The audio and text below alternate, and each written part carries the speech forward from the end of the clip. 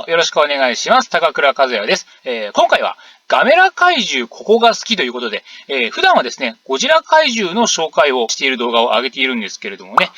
たまには別の怪獣をということで、ガメラ映画に登場する怪獣。これのですね、僕の好きなところをお話ししたいと思います。どんな怪獣を紹介するのかというところなんですが、今回紹介する怪獣はこちらです。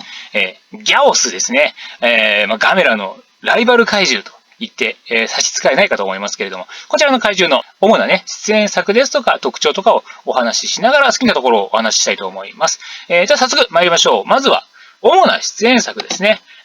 こちらになっております。まずは昭和の作品、ガメラ対ギャオス。こちらがデビュー作と言いますかね、というような作品になっております。続いて、平成に入りまして、ガメラ大怪獣空中決戦。こちらで、平成3部作の最初の敵というね、役柄を演じたわけでございます。そして、ガメラ3、邪神イリス覚醒ではですね、この平成版第1作目、大怪獣空中決戦の大怪獣空中決戦に出現した個体よりもさらにですね、能力が数段パワーアップしたハイパーギャオスという、種類というか種族というんでしょうかね。そういった形で、登場するわけでございます。主なところこの3作なんですけれども、昭和の頃のガメラ映画にはね、他にも、ギャオスの仲間みたいなやつが出てきまして、ガメラ対ギロンでしたかね。あれで宇宙ギャオスっていうのが出てきまして、宇宙にもギャオスがいるんですね。ギャオスって意外と全銀河系とかにね、生態系を伸ばしてるんだっていう。どっちが先なんですかね。地球産で宇宙に生息域を広げたのか、もともと宇宙の怪獣だったのが地球に来て、ね、地球環境に適応したのか、その辺はわかんないですけど、とりあえず宇宙にもいるんですよ、ギャオスが。その宇宙ギャオスっていうのはね、ノーマルなギャオスのね、体の色が銀色になっただけっていう、ね、塗ったんだっていうのがね、すぐわかる、わかりやすいね、感じでした。銀色といえば宇宙ですから、宇宙人も銀色ですしね。はい。そういうふうに、登場するんですけど、あんまりね、いい活躍というか、いい役柄をもらえなかったというかね、議論にね、体をぶつ切りにされてしまうという、当時も CG とかないですからね、本当にこれ、着ぐるみ切ったのかなっていうぐらいの、生々しいぶつ切りのされ方をしまして、しかも、切られた上にですね、肉が臭いから食えねえっつって、そのままぶつ切り状態で放置されるという、なんていうんですかね、議論にただ命をもてあそばれただけっていう、すごく悲しいね、結末を迎えてしまう。そんなね、宇宙ギャオスという、そういう亜種もね、登場いたしました。僕がね、特に思い入れが深いのはね、やっぱりガメラ3なんですよね。特にね、その好きな映画ということもありますし、あとね、これに出てくるハイパーギャオス、ね、かっこいいんですよ。色味もね、ちょっとダークな感じになったりとかして、映画自体もね、すごく何回も見ましたから、京都上空のね、イリスとガメラの空中戦っていうのがね、やっぱり僕は何回見てもね、胸が熱くなる、非常にかっこいいシーンなんですけれども、イリスのね、話ばっかりしてもしょうがないんで、今回はギャオスのお話ということでね、こういった主な出演作がある怪獣でございます。そして、それぞれね、昭和と平成の特徴なんですけれども、まず昭和のガメラ映画に出てきたギャオスの特徴。それがですね、こんな感じになっております。まずですね、やっぱり特徴といえば超音波メスです。口から吐く、いわゆる怪獣の光線技の部類に入るんですけれども、ね、これがね、いいのよ。ね、他のね、怪獣の光線とはね、一線を画すかっこよさ。どういう光線かって言えば、ね、この口から、非常に強い強力な超音波を発射してですね、それが当たることによって物質が簡単に切断されてしまう、ものすごい切れ味のビームと、いうことなんですけれども、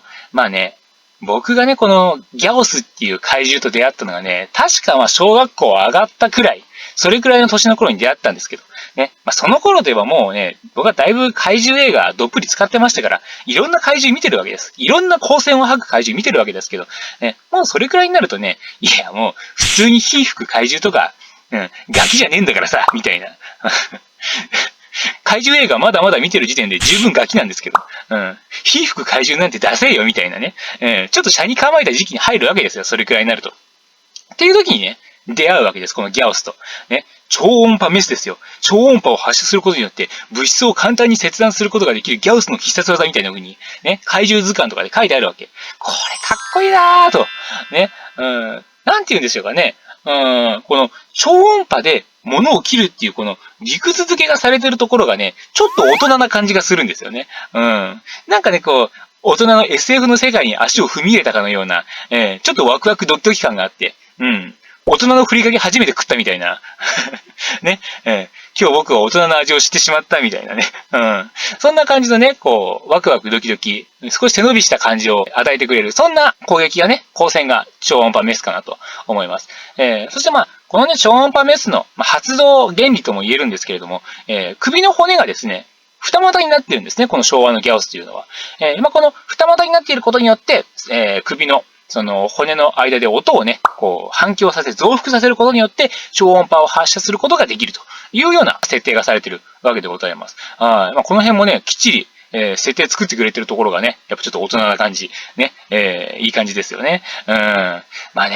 首の骨が二股になってるって、でも自分の体で考えてみると相当不便ですよね。なんかね、ギャオスって、この体のね、構造のせいで首振れないらしいんですよ。そういえば思い返してみればね、振り向いたりとかしてねえなっていうね、感じなんですけど。ね、相当ね、肩とか凝るでしょうしね。ね、何かしら体壊しますよね。多分ね、そういう、ね、その、体の凝りとか、そういう鬱憤を発散するためにね、人間を襲うのかなとか、ストレス発散でね、そういうことをしてるんじゃないかなと、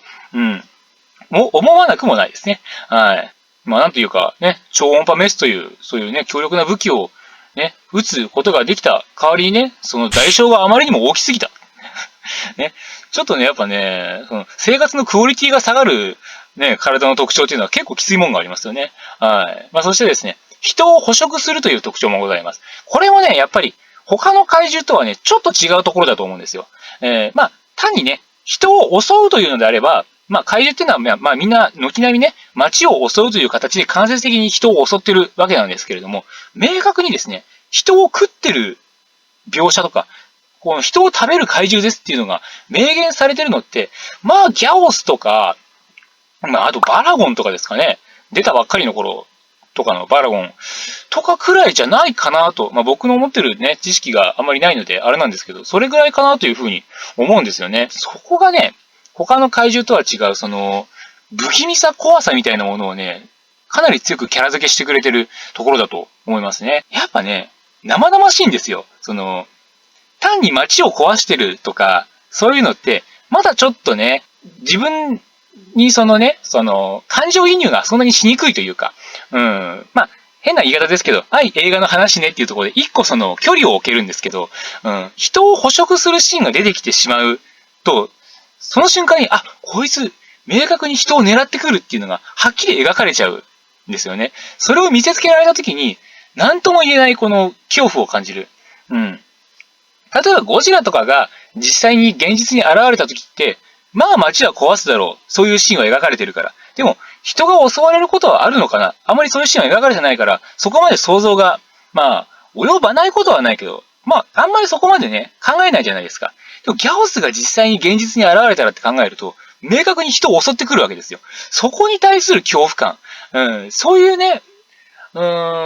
他の怪獣にはない、ダイレクトにこっちの恐怖感を煽ってくる怪獣。そういうのがね、ギャオスの特徴と言えるかなというふうに思いますね。それから夜行性だということですね。これはね、ウィキペディアとかにも書いてある情報ですけれども、もともとガメラ対ギャオスっていう映画はですね、企画段階ではガメラ対ヴァンパイアという、タイトルになっておりまして、ヴァンパイア、要するに吸血鬼ですよね。そういう海外の有名なモンスターと、うちの怪獣戦わせようぜっていう、そういう狙いの企画だったそうでございまして、そういったところからですね、現在のガメラ対ギャオスの形になっていくわけですが、こうやって見るとね、夜行性であるということもそうですし、人を捕食する、人の血を求めているという、ポイントもそうですし、あと吸血鬼といえば、コウモリがね、モチーフだったりとか、ドラキュラ伯爵とかからのイメージなんでしょうけど、コウモリと関連が深いモンスターでもありますから、そういう意味ではね、コウモリが出す超音波、この動物としての特性を怪獣に落とし込んだのが超音波メスかなということも言えますし、結構全体的にね、その吸血鬼の特徴をね、フレーバーとして、付けられた、そういうね、印象のある怪獣かなというふうに思います。考えてみればね、その羽の形とかもね、鳥に近い形状ではあるんですけれども、まあちょっとコウモリの方にもね、寄ってるのかなと、いう感じもしますし、目つきの鋭さとかね、そういうところもまあ、ちょっと人間的な、まあ吸血鬼的な印象も受けるところもございます。はい。まあこういったところがですね、昭和のギャオスの特徴かと思います。はい。続いて、時代が変わりまして、平成3部作1作目で、ギャオス復活します。それがこちらですね。このフォルムいいよね。ね。僕はね、この、平成版のね、ギャオスのね、フォルムがね、大好きなんですよ。なんとも言えないね、この、ね、なんていうのかな、ちょっとこう、ね、造形を見るに、なんか生々しいんですよね。うん。やっぱさっきも言いましたけど、実際にこいつがね、自分の住んでる街に現れたらっていう、そういうね、ことを想像すると非常に怖さを感じる、そういうのをね、連想させる、デザインだと思いますね。めちゃめちゃいいですよね。うん。またね、この胴体のところがね、ちょっとね、人っぽいのよ。ね、なんかちょっとあばらみたいなものが見えたり、足のつき方もね、鳥とかコウモリとかちょっと違う感じがするんですよね。人間っぽい、足のつき方がしてる。これがね、やっぱり、不気味に感じるところかなと思います。はい。まあ、そのね、特徴なんですが、まあ、超音波メス、人を捕食する、この2点はですね、まあ、昭和の頃から継続して、まあ、共通の特徴ということになりますね。まあ、どちらもね、結構パワーアップしてる印象はあります。まあ、首もね、自由に動くようになってますから。平成の方はね、どうやら、整形手術とはね、なんか手術をしたのが骨は一本にまとまってますから、全然ね、首を自由に触れますし、そこから自由な角度に超音波メス打てます。なんか、劇中でも、まあ、牢屋というか、その中に捕まった時にも鉄をきれいに滑らかにパーンと切っちゃうぐらいの強力なね、超音波メスを打つというシーンもありましたし、まあ、人を捕食するという点もですね、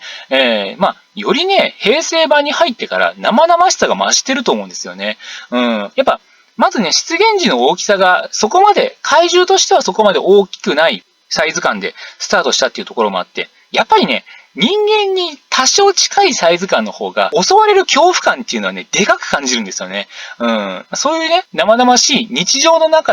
世界に入り込んでくる恐怖感というものをですね、強く印象づける捕食シーンといいますか、そういうところがね、あった怪獣かなと思いますね。犬をさらっていくシーンとかね、ありましたよ。飼い犬がこう、ギャオスに連れてかれるシーンとかあったと思うんですけど、あそこもまあ、演出が完全にホラーですけどね。だから本当に怖かったね、完全に大型になって、ガメラとほぼ同サイズくらいになるまでのギャオスって本当に怖いんですよ。一種のホラームービー的なね、要素もあったかなというふうに思います。そして、光を嫌うという特徴がございます。まあ、昭和版の時はですね、まあ、夜行性という、特徴になってましたけども、平成の場合はですね、まあ、そこまでね、完全に夜でしか活動できないというわけではないんですが、そんなに光をね、得意としないというか、あまり日が強い日中ね、真っ昼間とかに活動はちょっとできないかなというような特徴がございますね。ある程度ね、大きくなって、まあ成長していくと、まあ目にね、この遮光板というか、まあ光を遮る、まあ板というか膜みたいなものが貼れるようになって、日中も活動できるようになるんですけれども、小さいうちは、サイズがあまり大きくないうちは、ちょっと、まあ昼間の活動は NG。だからまあ何でしょうね。完全に昼夜逆転してるんですけどね。大学生くらいの時の僕もそんな感じでしたね。ちょっと昼間の講義は無理かな、みたいな。夕方、昼過ぎぐらいの、まあ、講義から出てけばいいか。で、夜は飲みに行くみたいな。夜はめっちゃ元気に活動するんだけど、昼間とか朝は無理みたいなね。まあ、そんな感じの怪獣で結構親近感も感じますね。はい。で、まあ、この平成版のね、ギャオス、まあ、昭和版との一番の違いは何かって言ったら、やっぱり多数出現するっていうところだと思うんですよ。まあ、昭和版のギャオス、まあね、ガメラ対ギャオスで出現個体は1体だったり、まあ、宇宙ギャオスもね、まあ、1体だけの登場でした。群れで登場するっていうことはね、まあまあなかったと思うんですけれども、まあ、特にガメラ3においてですね、ギャオスは世界各地で発生しているという、いうふうな話になっております。群れで出現するんですね。これがやっぱりまた恐ろしいところでね、さっきも言った、ね、生活の中に入り込んでくる日常を侵食してくる恐ろしさっていうものが、より鮮明に、表現されているところかなというふうに思いますね。で、まあ、昭和のギャオスがね、さっき言ったようにヴァンパイアをモチーフにした、怪獣というふうな話がありましたけれども、平成版のギャオスはね、僕はゾンビをモチーフにしてる部分があるんじゃないかなというふうに思うんですよね。まあ、ね、人を捕食するっていう、ゾンビもね、人を襲いますし、さっき言ったその体つき、ちょっと人っぽいところがあるっていうのも、やっぱりね、その、ゾンビ的なモンスター、人型のモンスターを意識した、造形なようにも感じます。で、やっぱり一番はこの多数出現するというところですね。ゾンビ映画の定番はもう人間が住んでる、隠れ住んでるシェルターに大量のゾンビが押し寄せるっていう、そのシーンがね、そのクライマックスというか一番盛り上がるところですから。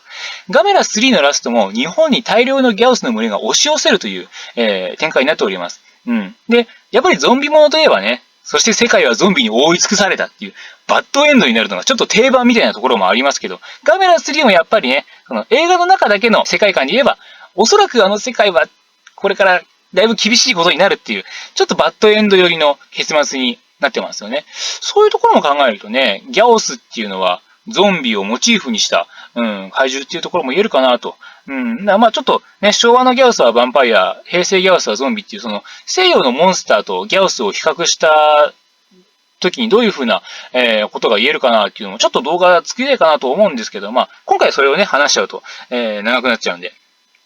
今回はここまでということにさせていただきたいかと思います。はい、ということで、今回はギャオスのお話でございました。全体的にね、やっぱりね、気持ち悪さ、怖さ、そしてかっこよさ、非常にスタイリッシュな怪獣だったということが言えるかと思います。はい、ということで、今回はガメラ怪獣ここが好きということでお送りさせていただきました。ガメラ怪獣ここが好きギャオス編でございました。どうもありがとうございました。